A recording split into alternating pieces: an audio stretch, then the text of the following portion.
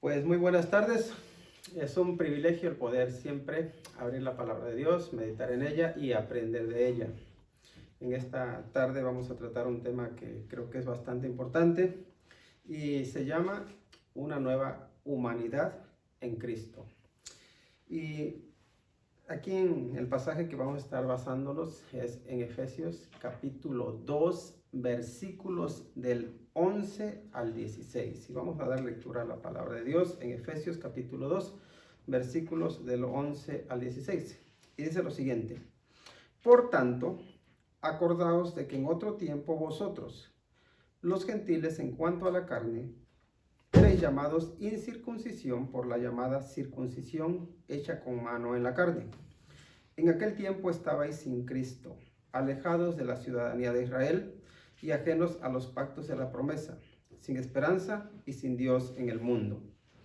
Pero ahora en Cristo Jesús, vosotros que en otro tiempo estabais lejos, habéis sido hechos cercanos por la sangre de Cristo, porque Él es nuestra paz, que de ambos pueblos hizo uno, derribando la pared intermedia de separación, aboliendo en su carne las enemistades, la ley de los mandamientos expresados en ordenanzas, para crear en sí mismo de los dos un solo y nuevo hombre, haciendo la paz, y mediante la cruz reconciliar con Dios a ambos en un solo cuerpo, matando en ella las enemistades. Vamos a orar. Nuestro buen Dios, nos acercamos ante tu presencia, agradecidos por este día que nos regalaste. También te agradecemos, Señor, porque para ti somos importantes, porque tú nos das valor eterno. Y Señor, ahora que vamos a tratar este tema que tiene que ver con esa nueva humanidad que el Señor Jesucristo ha venido a crear, te rogamos, oh Dios, porque podamos reflexionar y aplicar algunos de los principios que aprendamos a nuestro día a día.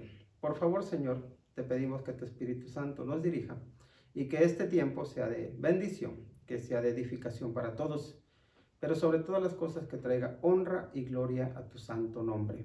Padre, por favor, manifiéstate en cada uno de nosotros, llenándonos de tu paz, llenándonos de tu gozo, de tu amor y de tu esperanza. Por favor, bendice a cada uno de los que estarán viendo este video. Bendice, Señor, a cada uno de los que estamos aquí presentes y que tu Espíritu Santo nos guíe por toda verdad, pues te lo rogamos en el nombre que es sobre todo nombre, el nombre de Cristo Jesús. Amén.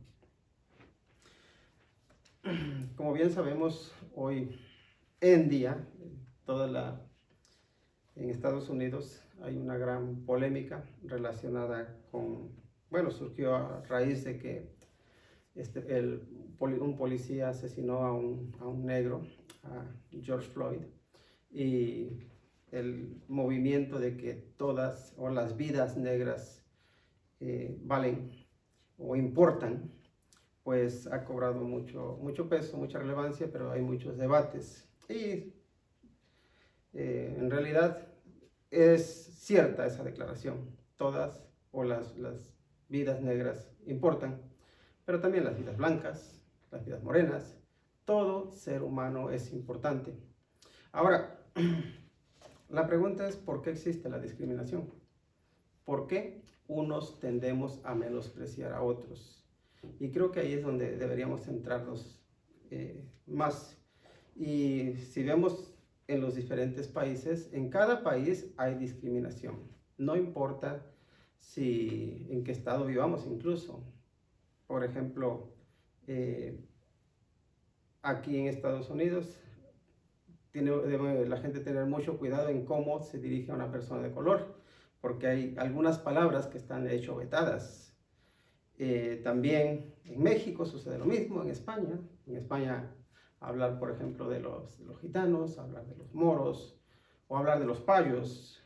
En México, hablar de que esos veracruzanos, o hablar de que esos oaxaqueños, o esos michoacanos, se tiende a menospreciar a algunos habitantes de un estado, se creen que son superiores a otros. Y en cuestiones religiosas también sucede lo mismo. ¿Qué es lo que pasa?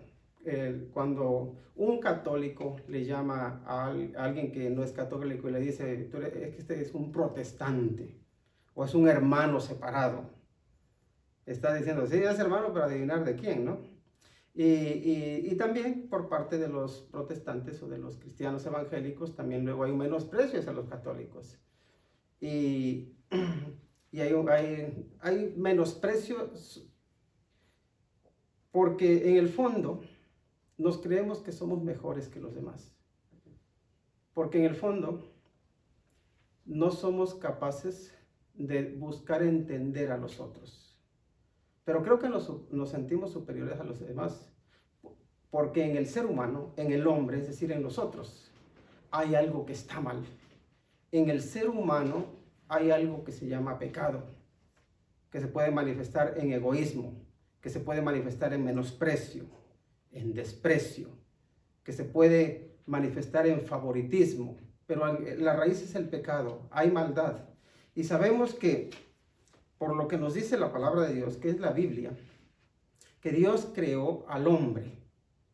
Y nos dice el relato de Génesis que después de Dios haber creado al hombre y a la mujer, nos dice que lo que él creó era bueno en gran manera. Pero después, cuando entra el pecado en el hombre, cuando entra el pecado en el mundo, ahí eso que era bueno en gran manera, se ve dañado en gran manera también. ¿Por qué? Porque el hombre que debía vivir eternamente, ahora experimentaría la muerte. Y ese hombre que estaba sin pecado, ese hombre que no tenía maldad, que era solo pureza, de repente se vio contaminado por el pecado. De repente las tinieblas entraron en él. De repente la vergüenza entró en él.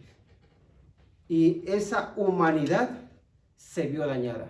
Esa creación que era buena en gran manera, dejó de serlo. ¿Por qué? Porque se contaminó. Para que eso que fue bueno en gran manera vuelva a ser bueno de forma excelsa, es decir, en gran manera, para que Dios diga esto es bueno en gran manera, es necesario que haya una nueva creación, que haya una nueva humanidad. Y ese es el tema que vamos a tratar hoy. Hace falta que haya una nueva humanidad en Cristo. Y aquí el apóstol Pablo, fíjense, hablando desde la cárcel a los creyentes que estaban en Éfeso, les habla de ahí en los versículos del 11 al 16, cómo eran tratados ellos antes de haber conocido a Cristo Jesús. Cómo los consideraban los judíos, especialmente un grupo de judíos que eran conocidos como los judaizantes. Aquellos que decían, si tú no sigues las costumbres judías, tú eres un incircunciso, que era sinónimo de alguien que no tiene el favor de Dios, alguien que está lejos de Dios, alguien que está maldito. Ahora veamos lo que nos dice aquí el apóstol Pablo en el versículo 11. Dice, por tanto, acordaos de que en otro tiempo vosotros los gentiles en cuanto a la carne erais llamados incircuncisión por la llamada circuncisión hecha con mano en la carne. Y aquí el apóstol Pablo está hablando de una circuncisión e implícitamente está reconociendo que hay otra circuncisión. Aquí dice que los de la circuncisión hecha con mano en la carne, les llamaban a ellos incircuncisos. De manera que había una circuncisión que no era hecha con mano y que tampoco era en la carne. Y la circuncisión lo que era, o lo que representaba prácticamente era simbolizaba la purificación.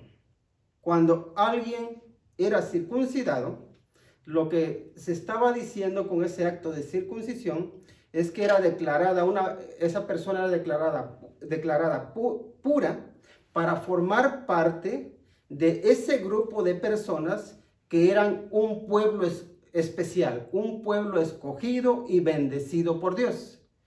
Pero el problema está en que los religiosos judíos solamente empezaron a enfatizar el acto en sí de circuncidar, especialmente a los varones, y se olvidaron de lo que había en el corazón. Ahora, recuerdo leyendo en una biografía de una misionera, que fue misionera en un país africano, en un país musulmán, por cierto. Esta señora, no sé si sabrán, pero también los países musulmanes practican la circuncisión. Y hay un ritual que es le da mucho valor, porque también en ese acto a los varones pues se les considera que ya pasan a ser como parte de ese pueblo escogido, o como, si lo queremos ver de otra manera, pasan a ser como ciudadanos de primera clase, igual que los judíos. Pero hay una pregunta que ella hizo, es esta. Dice, muy bien, a los hombres se les circuncida. Con los judíos pasaba lo mismo, se les circuncidaba a los hombres y eran parte del pueblo elegido por Dios. Pero ¿qué pasaba con las mujeres? Allá no se les podía circuncidar. Entonces, ¿dónde se quedaban? Pues Dios da el ritual de la circuncisión solo como una primicia de lo que Él quiere hacer en el corazón. Lo que Dios quería era circuncidar, purificar, limpiar el corazón de todo ser humano, su espíritu, su alma, para que hubiese una circuncisión en la cual no había discriminación, ni de raza, ni de género, ni de ningún tipo. En Cristo Jesús hay una circuncisión no hecha por mano, sino que es una circuncisión espiritual, que tiene que ver con un corazón que se arrepiente, con un corazón que es limpiado, y de esa manera ya todos, hombres y mujeres, esclavos y libres, judíos, griegos, de cualquier país, todos podían pasar a ser circuncisos. Ahora, los gentiles, o en este caso los efesios, eran llamados incircuncisos por aquellos que practicaban la circuncisión. Y les dice el apóstol Pablo, acuérdense cómo los llamaban a ustedes. Acuérdense que a ustedes los menospreciaban. ¿Por qué? Porque decían, ustedes no son circuncisos. Ustedes no tienen parte en las bendiciones de Dios. Pero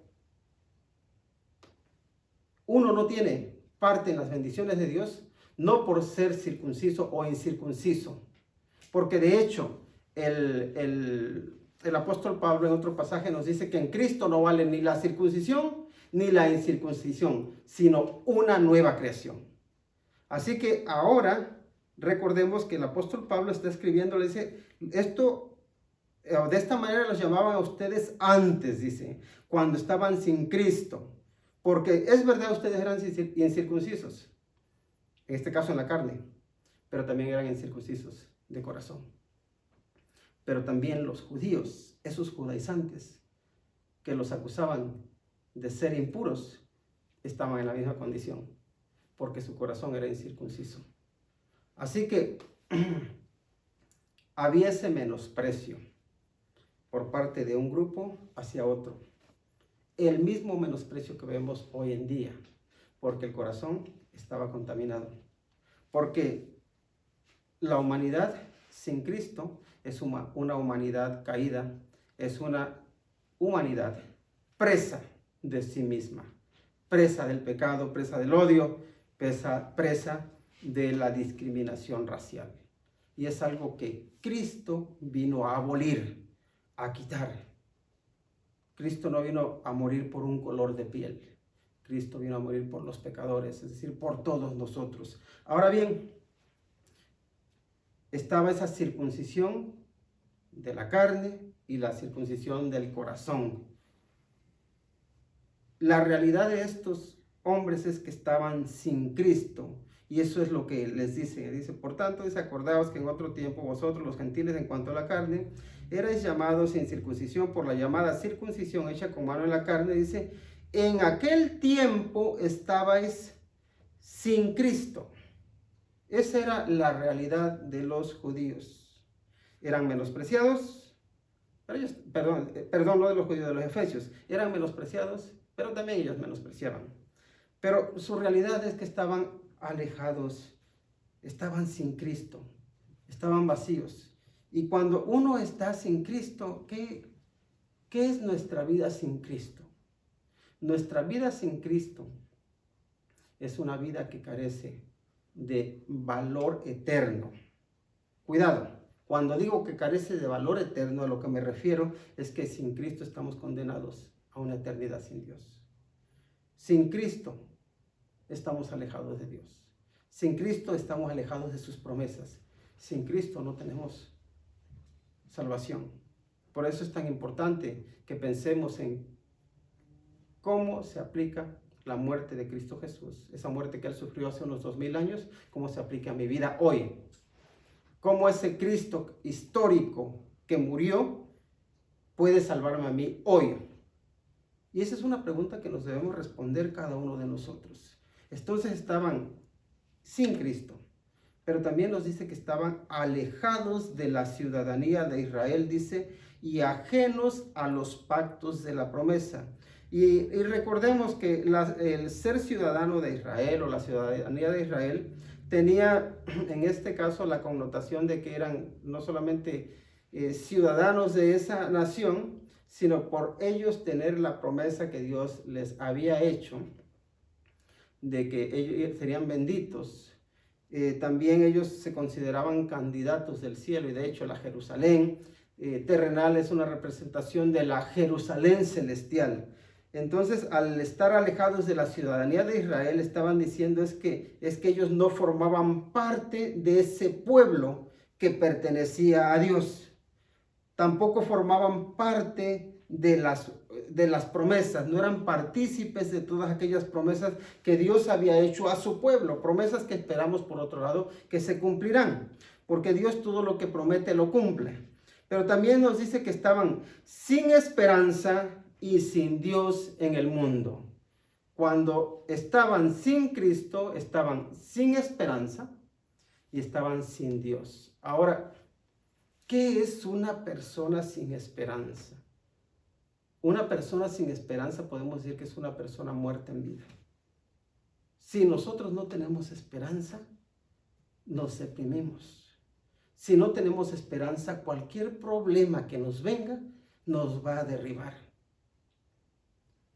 Porque la esperanza es una visión de vida que nos ayuda a mantenernos enfocados en un objetivo con el deseo, con la certeza, con la seguridad de que lo vamos a alcanzar, que tenemos que luchar por ello, pero la esperanza que yo me doy, que me doy a mí mismo, suele ser muy limitada. Ahora, cuando hay alguien externo que me da esperanza, y en este caso cuando es Dios el que me da esperanza, entonces mi vida cobra un sentido diferente.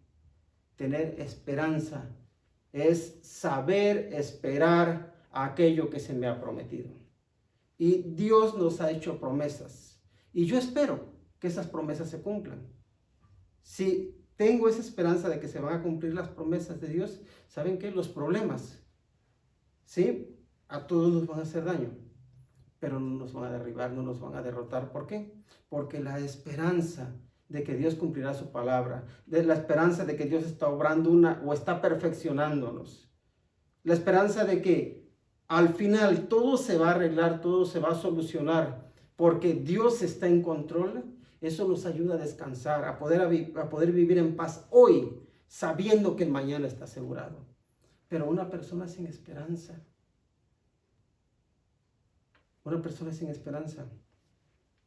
lleva demasiada carga sobre sí. Una persona sin esperanza,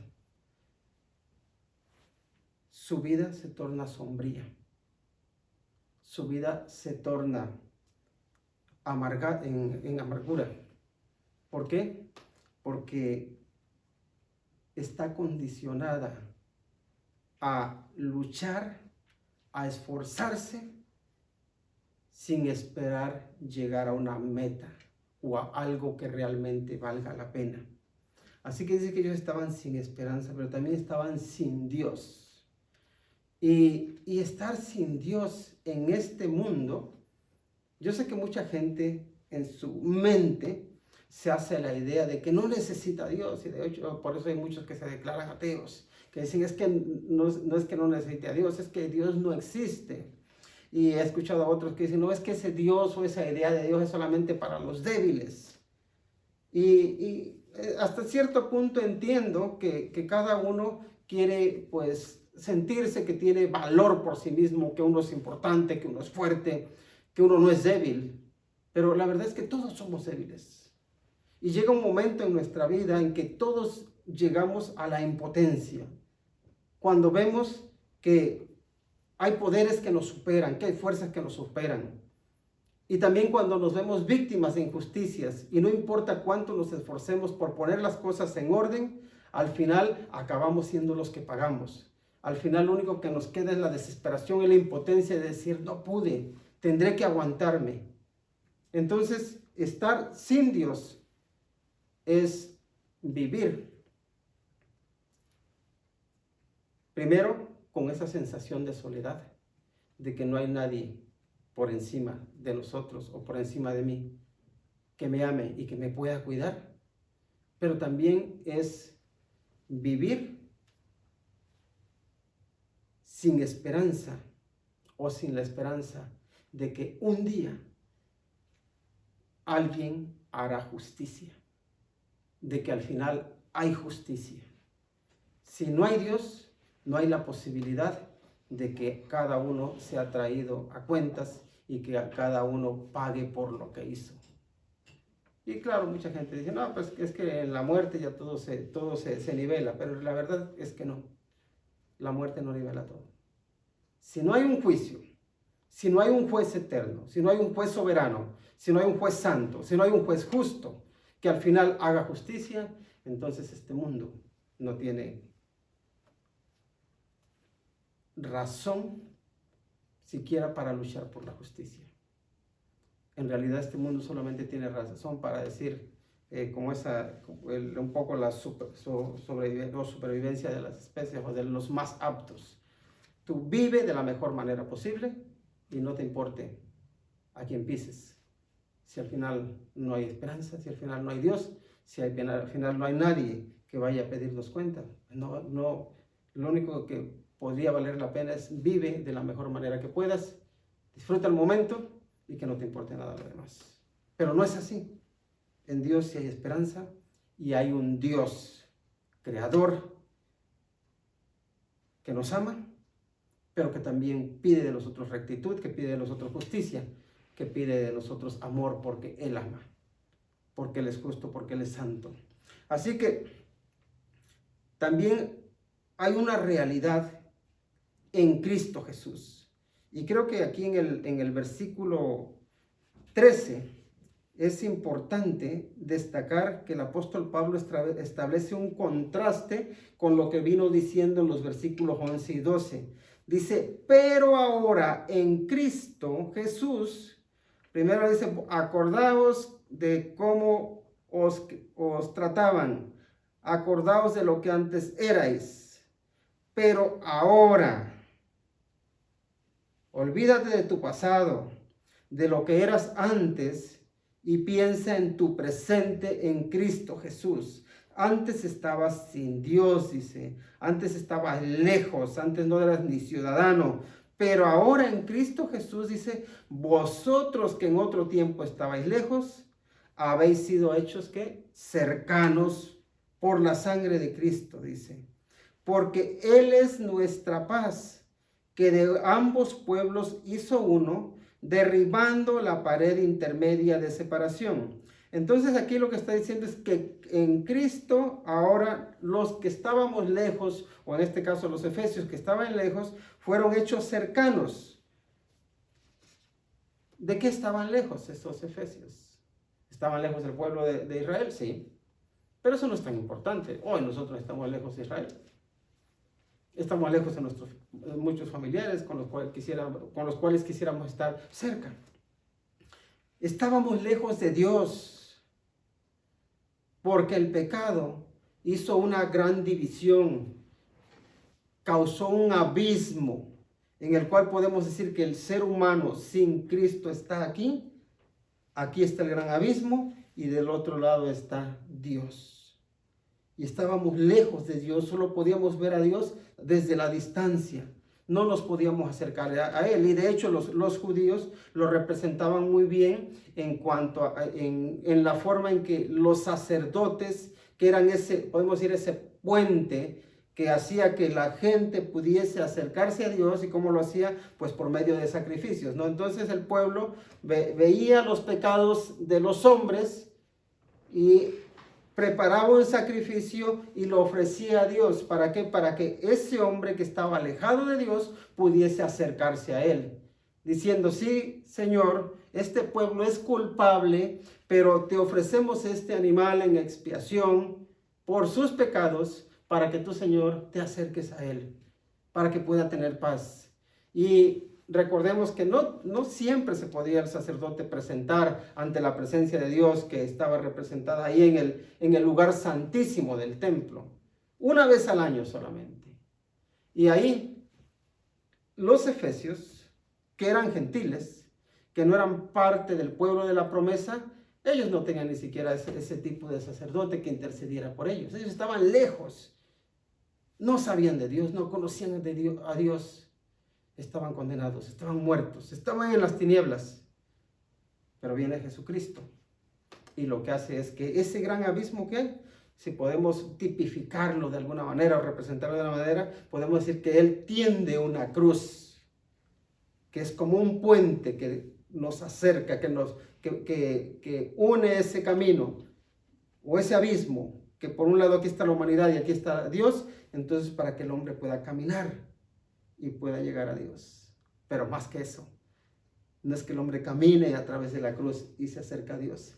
Es que Dios camina a través de la cruz y se acerca al hombre. Y nos pasa. Y nos une. En Cristo Jesús ya no estamos lejos.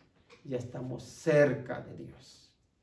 Y esa es la nueva realidad que tenían aquí ahora los efesios.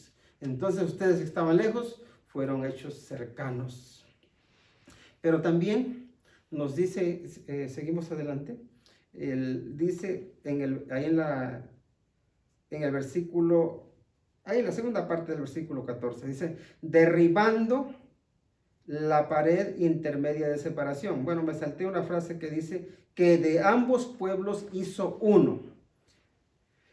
Dios de dos pueblos hace uno.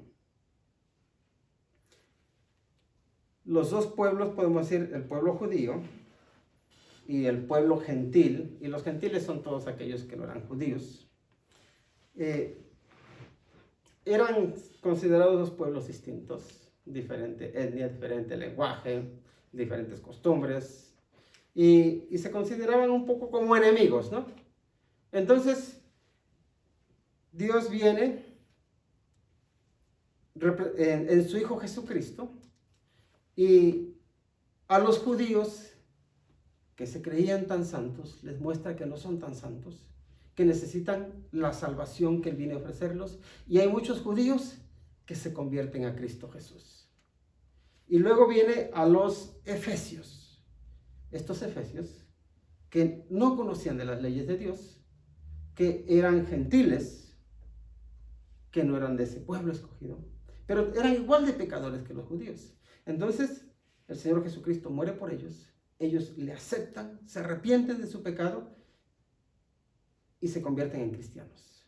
Así que ahora, dos pueblos, pueblo judío, pueblo gentil, dejan de ser gentiles, dejan de ser judíos y se convierten en cristianos. Ahora ya hay una nueva creación. Dice 2 Corintios 5:17, de modo que si alguno está en Cristo, nueva criatura es. Las cosas viejas pasaron, y aquí todas son hechas nuevas. Ya no son gentiles, ya no son judíos, ahora son cristianos. Esa es la nueva humanidad que hace falta.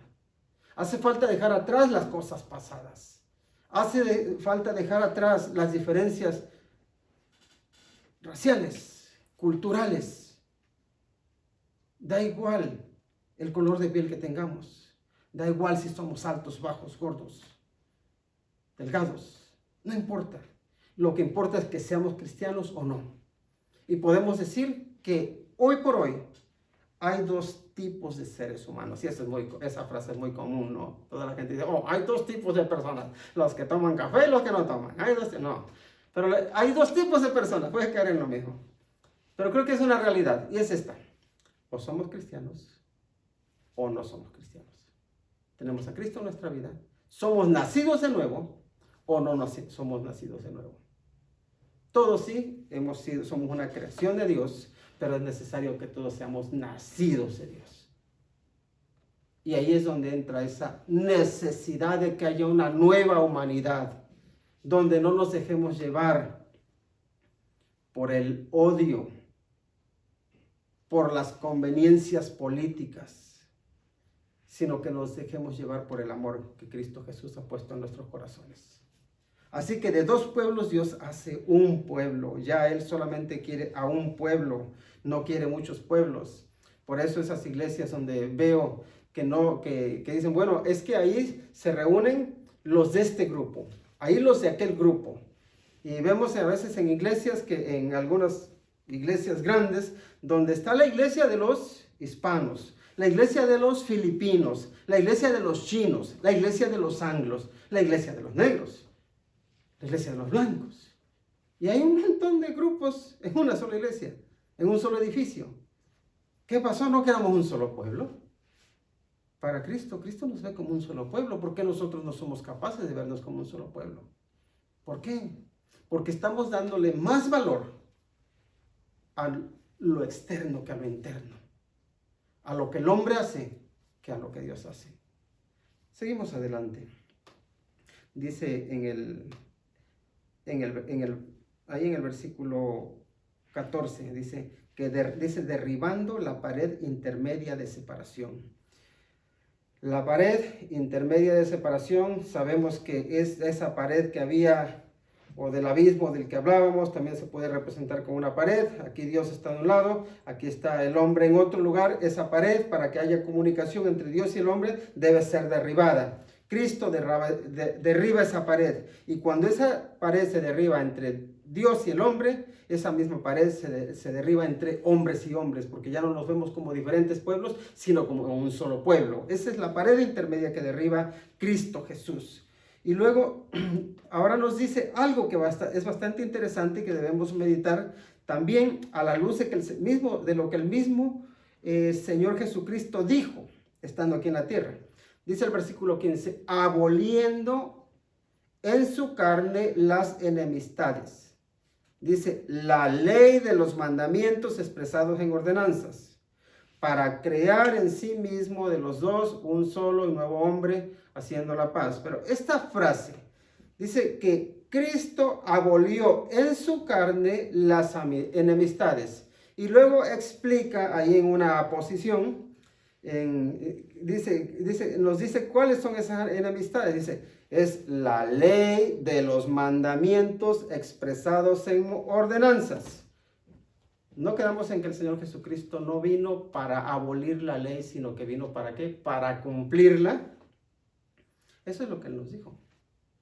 Yo no he venido para abolir la ley, yo he venido para cumplirla. Ahora, la ley de Dios nunca será abolida. ¿Por qué? Porque la ley es santa, porque la ley es sagrada, porque la ley es eterna.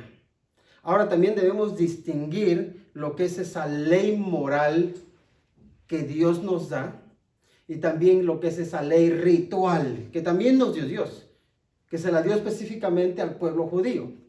La ley ritual tenía que ver con todos los sacrificios, con todo el ritualismo que debían mantener los judíos. Pero esa ley moral, esa es eterna. esa no cambia y esa nunca ha sido abolida. Ahora, aquí, fíjese lo que vamos a ver nuevamente. Dice, aboliendo en su carne las enemistades. La ley de los mandamientos, dice, expresados en ordenanzas. Y es curioso ver que en griego la palabra ordenanzas se pronuncia dogma, que es precisamente lo que tenemos nosotros hoy en día o que conocemos como dogmas. Y a lo que hace mención esa frase es a las órdenes que se imponen a la gente, que se le hace cumplir a la gente, no necesariamente porque sean justas o porque sean morales, sino porque el que manda ha determinado que esa orden se debe cumplir. Recordemos que no todas las leyes son justas, que no todas las leyes son morales.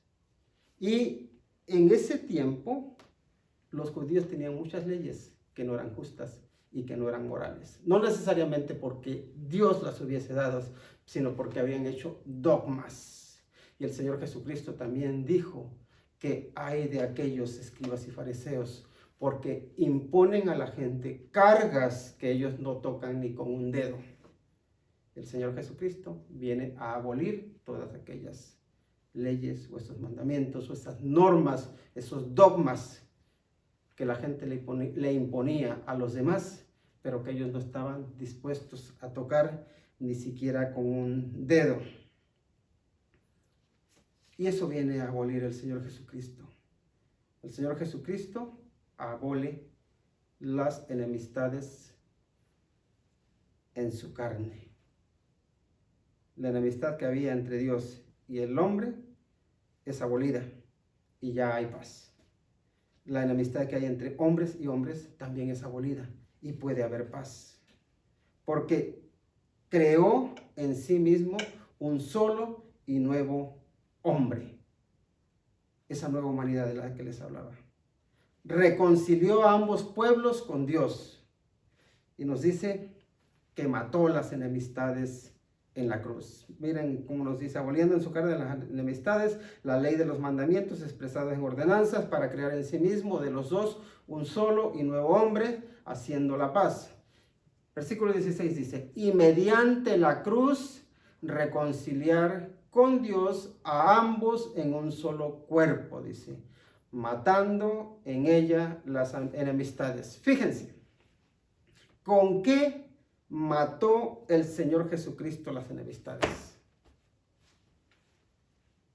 Justamente con la cruz. La cruz que lo mata a él es el instrumento que él utiliza para matar la enemistad. La cruz vergonzosa que lo lleva a la muerte es el instrumento que él utiliza para acabar con aquello que nos lleva a la muerte, la enemistad con Dios, que es el pecado. Cristo, el medio, el artefacto más cruel que utilizaban, en este caso los romanos, para dar muerte a las personas, lo convierte